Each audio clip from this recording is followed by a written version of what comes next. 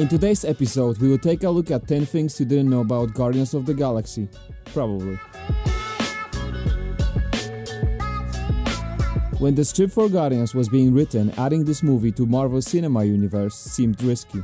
Given the fact that this is a completely different story than Avengers, Marvel would be ignoring the continuity of the so far released movies. The story is played in space. Earth is only part of one scene, and none of the Avengers actually show up in the movie. This wasn't, however, the original plan. Before the shooting began, the creators were considering including Iron Man, played by Robert Downey Jr. It is a popular character that would bring the audience that wouldn't be interested in Guardians otherwise. The director James Gunn decided to take the risk, and he didn't put Iron Man in the movie, counting that the movie would defend itself. During the movie production, the most time consuming was the makeup of Drax. Preparation would always take 5 crew members and 5 hours per day. Because he wasn't a single color character, he required multiple layers of paint and chemicals, what essentially meant that for these 5 hours he couldn't sit down. Each day with his hands up, he needed to patiently wait for the team to finish. It would take another 1.5 hours to take off the makeup. What is interesting is that the actor never complained, if you were to believe the words of Chris Pratt. Critics praised the acting of Dave as Drax, claiming it is one of the best elements of the movie, appreciating humor and impressive physique of the character. Before the production started, this role was given to Jason Momoa. He rejected this role shortly before the works on the movie started. He accepted, however, the role of Aquaman.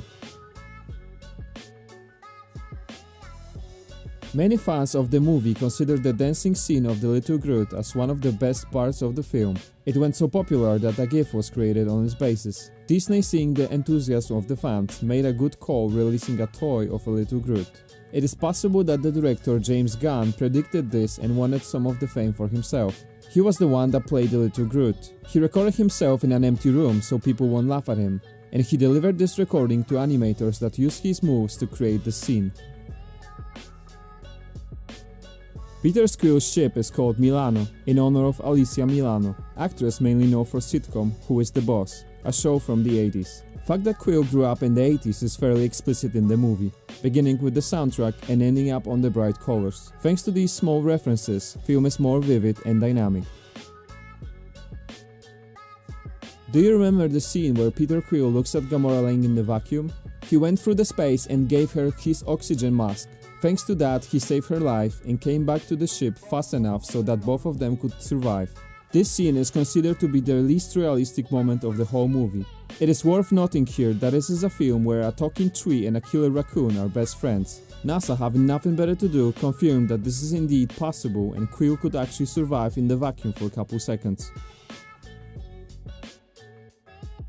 Marvel knew that releasing a new brand is pretty risky, and to make the challenge even more difficult, they didn't use any of the original Guardians that were showing up in the comics since 1969. One can try to look for similarities between the comic crew and the movie one, but nothing beyond that.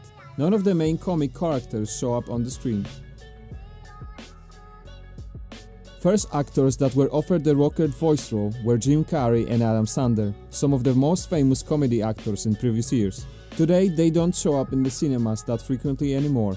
At this moment, it is difficult to imagine anybody else's voice than Bradley Cooper's, in the role of crazy but loved by fans, genetically modified raccoon. Many were thinking how Guardians will actually look like. Despite that, a lot of actors from Hollywood wanted to play in the movie. It would be interesting what would happen if somebody else got the role of Star-Lord. Casting was full of big names like Eddie Redmayne, James Marsden and Aaron Paul. All of them were considered for this role. They would make a great Star-Lord character. Marvel and the director, evidently since the beginning, looked for someone who can make the audience laugh. If not for Chris Pratt, the role would be given to Glenn Howerton. Bradley Cooper, taking the role, didn't know yet how he will play Rocket. Cooper admitted he doesn't know the character nor the comics.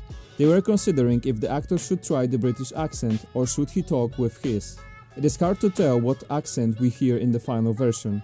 It seems to be a combination of New York and Cooper's natural accent. Looking at the accent, it might be possible to figure out where the raccoon comes from and what his history is.